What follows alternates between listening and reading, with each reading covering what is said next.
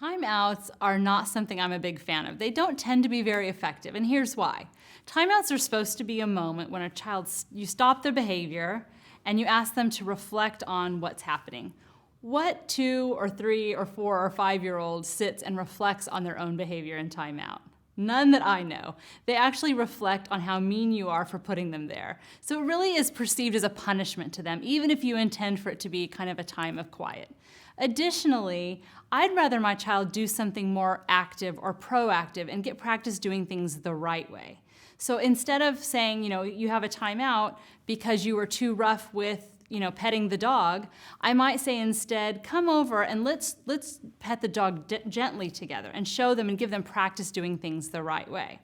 Additionally, timeouts often result because the child is having a hard time. They're kind of falling apart. They're not able to make good choices in the moment.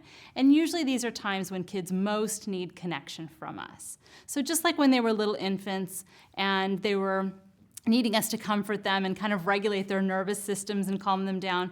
In moments when they're out of control and not acting in the ways that they know they're supposed to, this is often a time they need to connect with us and be comforted by us, as opposed to us putting them in timeout and isolating them.